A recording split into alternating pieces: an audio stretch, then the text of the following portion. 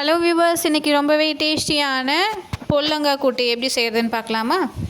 பொல்லங்காய் கூட்டு செய்கிறதுக்கு ஒரு மீடியம் சைஸ் பொல்லங்காய் எடுத்திருக்கேன். அண்ட் 1/4 கப் அளவுக்கு கடலைப்பருப்பு, 5 to 6 பீஸ் அளவுக்கு தேங்காய், 2 சின்ன தக்காளி, மீடியம் சைஸ் தக்காளி இருந்தால் போதும், 10 to 15 பல் அளவுக்கு சின்ன வெங்காயம் அண்ட் 2 பல் பூண்டு, இதெல்லாம் கட் பண்ணி எடுத்து வச்சுக்கோங்க. இப்போ கூட்டு வைக்கிறதுக்கு ஒரு குக்கரில் கொஞ்சமாக தண்ணி ஆட் பண்ணிவிட்டு நம்ம எடுத்து வச்சுருந்த கடலைப்பருப்பு ஆட் பண்ணிக்கலாம். இதில் கொஞ்சமாக ஒரு பிஞ்ச் அளவுக்கு மஞ்சத்தூள் ஆட் பண்ணிக்கலாம். 1/2 டேபிள் ஸ்பூன் அளவுக்கு சீரகம், 1 டேபிள் ஸ்பூன் அளவுக்கு விளக்கெண்ணெய் ஆட் பண்ணிவிட்டு குக்கரை மூடி வச்சுக்கோங்க. மூடி வச்சு ஒரு 3 விசில் விட்டு எடுங்க. 3 விசில் விட்டு எடுத்தீங்க அப்படின்னா நல்லா கடலைப்பருப்பு வெந்திருக்கும்.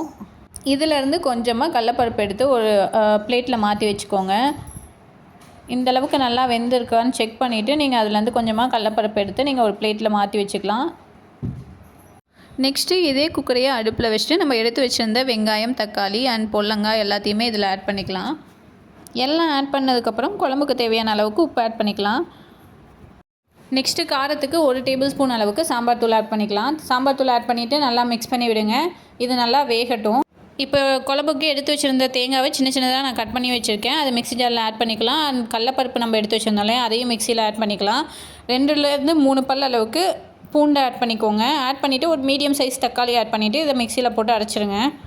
அரைச்சதுக்கப்புறம் அதை எடுத்து குக்கர்லேயே ஆட் பண்ணிக்கலாம். குக்கரில் ஆட் பண்ணதுக்கப்புறம் குழம்புக்கு தேவையான அளவுக்கு தண்ணி ஆட் பண்ணிக்கோங்க. நல்லா குழம்பு கொதித்து ஓரளவுக்கு சுண்டுனதுக்கப்புறம் குழம்பை இறக்கி வச்சுக்கலாம். இப்போ குழம்பு தாளிக்கிறதுக்கு ஒரு கடாயெல்லாம் ஆயில் ஆட் பண்ணிக்கலாம். 1 அல்லது 2 டேபிள் ஸ்பூன் அளவுக்கு ஆயில் ஆட் பண்ணிவிட்டு எண்ணெய் காஞ்சதும் கடுகு, உளுத்தம்பருப்பு, கடலைப்பருப்பு ஆட் பண்ணிக்கோங்க. இதுலேயே கொஞ்சமாக தாளிப்பு வடகம் ஆட் பண்ணிக்கலாம். தாளிப்பு வடகம் யாருக்காவது தேவைப்பட்டுச்சு அப்படின்னா கமெண்ட் பண்ணுங்கள். நம்ம சேல் பண்ணிகிட்டு இருக்கிறதுனால கொரியரும் பண்ணுவோம். அதுக்கப்புறம் கொஞ்சமாக கருவேப்பிலை, ஒரு வரமிளகா ஆட் பண்ணிவிட்டு ஒரு 2 செகண்ட்ஸ் நல்லா ஃப்ரை பண்ணுங்கள். ஃப்ரை பண்ணதுக்கப்புறம் அதை எடுத்து குழம்புல ஆட் பண்ணிக்கலாம். அவ்வளோதாங்க, ரொம்பவே சூப்பர் அண்ட் டேஸ்டியான பொல்லங்காய் கூட்டு ரெடி. நீங்களும் ஒன்ஸ் இதை வீட்டில் ட்ரை பண்ணி பார்த்துட்டு கமெண்ட் பண்ணுங்கள்.